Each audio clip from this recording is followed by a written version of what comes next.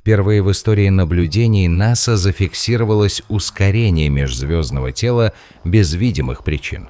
Сообщение, которое сводит с толку даже самых опытных астрономов, попало в базы данных и стало темой жарких дискуссий в научном мире. Объект, известный как 3I Atlas, вошел в Солнечную систему по необычной траектории и сразу привлек внимание.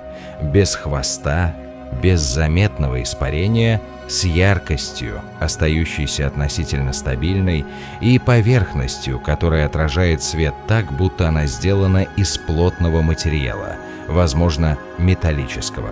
А теперь, согласно обновлению орбиты, опубликованному в официальной базе NASA JPL Horizon 3 ноября 2025 года, ускорение объекта не может быть объяснено гравитацией. Это означает, что в расчетах впервые введено негравитационное ускорение, движение, вызванное не внешними силами, а чем-то пока неизвестным. Ниже мы попробуем разобрать, что именно произошло, какие данные стоят за громким заявлением, какие гипотезы обсуждаются в научном сообществе и какие последствия такие открытия могут иметь для будущего изучения межзвездных объектов, космических миссий и фундаментальной физики. История начинается с того, что астрономы заметили новый объект, чьи траектории и характеристики не укладывались в стандартные ожидания. 3I Atlas вошел в Солнечную систему без характерного хвоста кометы и без явного признака испарения поверхностей. У него были необычно стабильная яркость, и, исходя из измерений, поверхность, отражавшая свет, как будто состояла из плотного материала. Такой набор свойств сразу настораживает. Либо речь идет о редком астероидоподобном теле, либо о чем-то, что не следует привычной схеме динамики малых тел.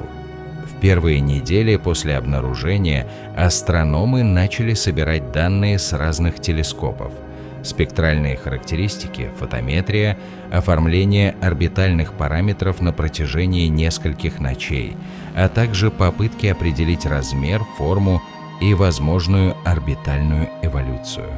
В условиях, когда межзвездные тела пролетают через Солнечную систему на фоне яркого неба и света звезд, задача усложнялась тем, что необходимы точные калибровки и учет эффекта света от солнечного излучения на поверхность объекта.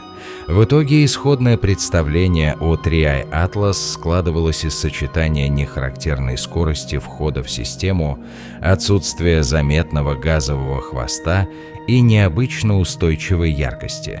Одной из наиболее занятных деталей стало то, что после фиксации ускорения активировались протоколы защиты, такие механизмы, которые обычно применяются в отношении сигналов с объектов, находящихся за пределами Земли. По сути, эти меры ограничивают передачу сообщений и сигналов, не позволяют запускать активные коммуникации с объектом и не допускают модификации траекторий на расстоянии. Это решение, принятое на фоне потенциальной угрозы или, по крайней мере, неадекватности ситуации с точки зрения агентств, поддерживаемых государствами, ставит вопрос об этике и политике взаимодействия с межзвездными телами.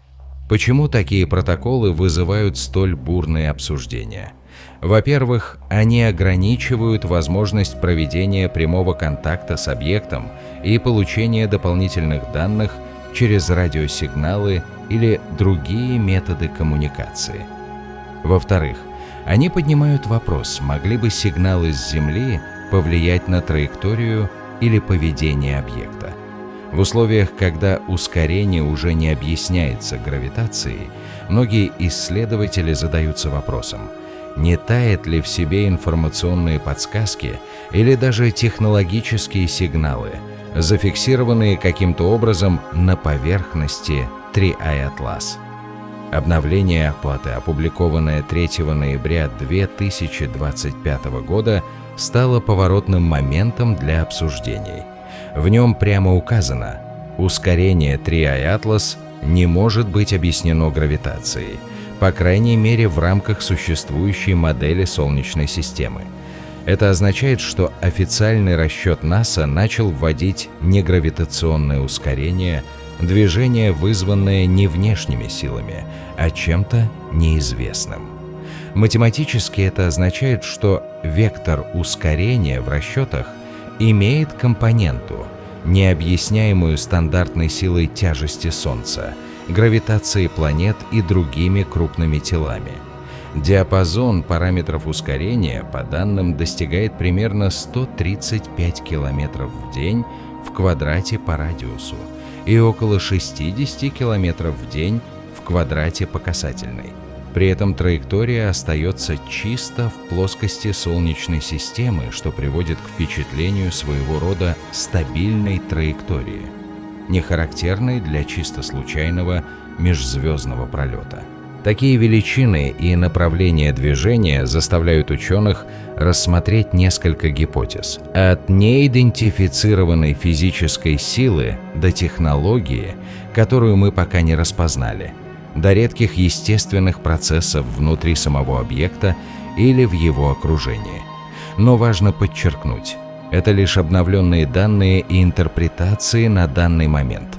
Наука работает над тем, чтобы проверить, воспроизвести ли ускорение различными методами и с использованием независимых наблюдений.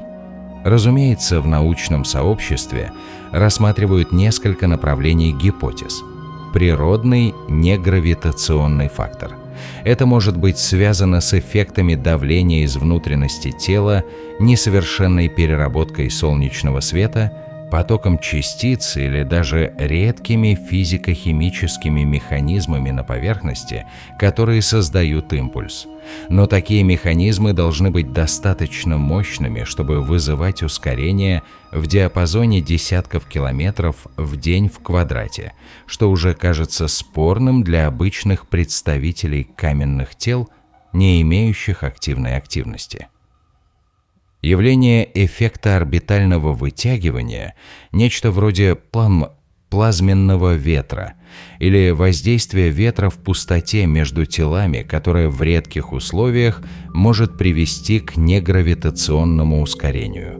Но в уже существующих моделях окружающее космическое вещество либо слишком разряжено, либо не в той конфигурации, чтобы создать такой эффект в пределах Солнечной системы. Мультикомпонентная структура объекта. Может быть, Triae Atlas состоит из нескольких автономных частей или модулей, которые, собственно, и приводят к комплексному движению, включая неучтенные силы внутри системы. В этом случае ускорение может быть следствием перераспределения массы между компонентами. Однако противники такой гипотезы указывают на отсутствие явного признака раздевания поверхности или разложения структуры, видимого в данных. Внешняя инженерная сила.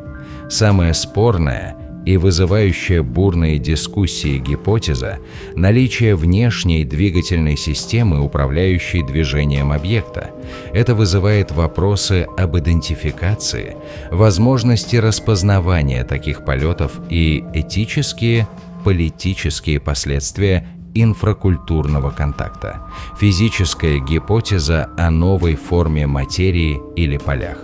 Возможно, ускорение связано с ранее неизвестной взаимодействующей силой на расстоянии, которая действует в пределах Солнечной системы и не требует полного пересмотра теории гравитации.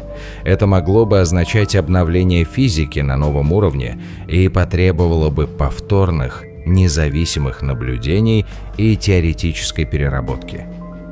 Гипотеза потока сигналов или информационных импульсов через астрономическую среду.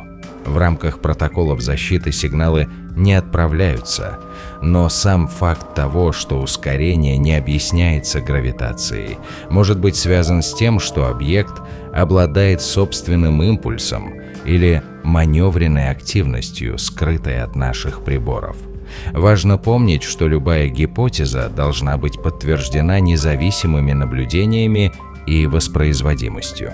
В условиях, когда мы имеем дело с редким и необычным объектом, требуется осторожность и строгий подход к интерпретациям. Для анализа такого уникального случая используются разные подходы: непосредственные наблюдения, фотометрия, спектроскопия и астрометрия для определения формы, состава поверхности и изменения яркости. Эти данные помогают построить модель поверхности и понять динамику взаимодействия света с поверхностью. Гипотезы о составе. Если поверхность действительно металлопрочна по характеристикам отражения света, это требует анализа спектров для обнаружения характерных линий и сигналов, которые могли бы свидетельствовать о металле или композитах. Расчеты траекторий. Современные динамические модели учитывают гравитацию планет, влияние планетарной массы, солнечного ветра и гравитационного влияния планет-гигантов. Негравитационные ускорения требуют расширения этих моделей и проверки на устойчивость. Системы мониторинга, протоколы защиты и меры безопасности применяются для предотвращения потенциальной передачи сигналов и для защиты ученых и аппаратов. В некоторых сценариях ученые внедряют автоматические системы мониторинга, чтобы не вмешиваться в естественный ход событий, психологическое и методологическое измерение.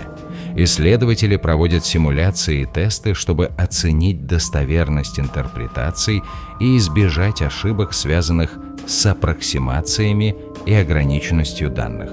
Эти методы позволяют строить гипотезы, тестировать их на практике и постепенно приближаться к объяснению загадочного ускорения. Если ускорение Триа и Атлас действительно не объясняется гравитацией и связано с ранее неизвестными физическими механизмами, это может привести к целому ряду последствий для науки и технологий. Новые принципы физики. По мере проверки гипотез мы можем столкнуться с явлениями, которые требуют пересмотра теоретической базы. В частности, может быть обнаружено новое поле или особая форма материи, которые действуют на расстояниях внутри Солнечной системы. Развитие межзвездной навигации. Понимание того, какие силы влияют на траекторию объектов вне нашей системы, может расширить наши знания о том, как планировать миссии между звездами и какие факторы учитывать в планировании траекторий.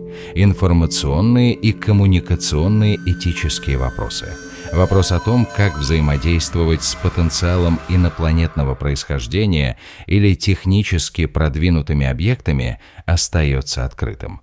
Протоколы защиты и запрет на сигналы могут стать основой для международной договорной базы по отношению к таким объектам.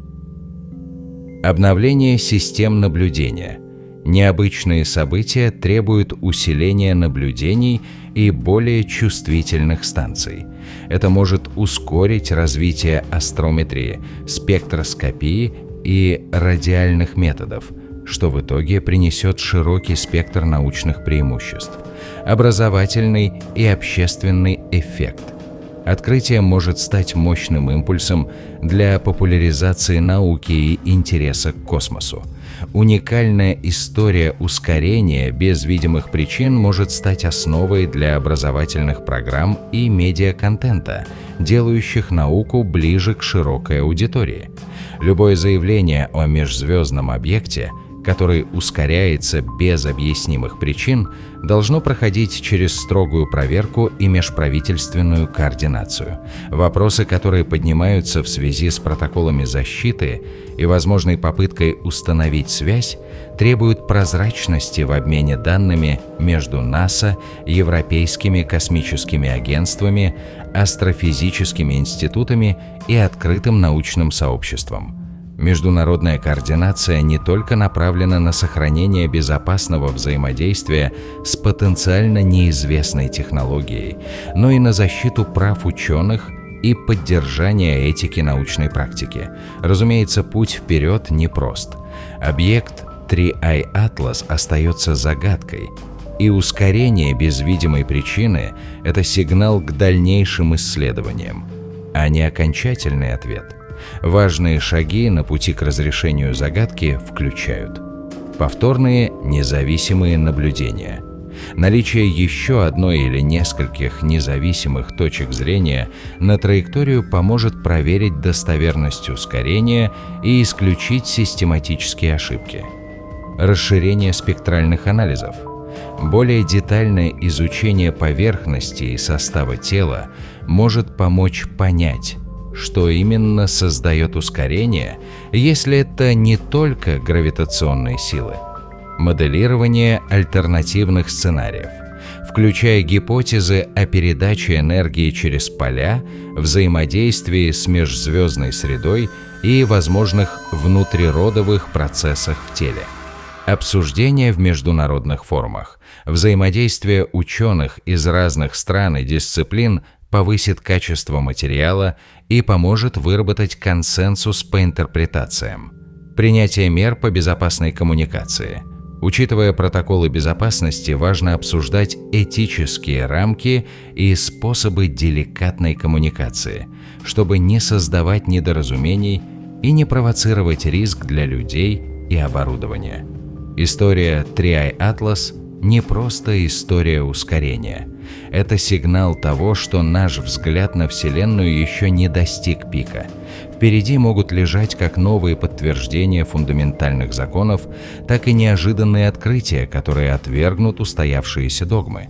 Объект, ускоряющийся без видимых причин, напоминает нам, что космос держит свои секреты глубоко в темноте межзвездных пространств, и только настойчивость науки может вынести эти секреты на свет. Каким бы ни оказалось объяснение, это открытие уже влияет на направление исследований, наукообразования и стратегию международной космической политики. Мы учимся жить с неопределенностью и тянем факел науки к горизонту, чтобы увидеть, какие еще тайны лежат на пути к звездам.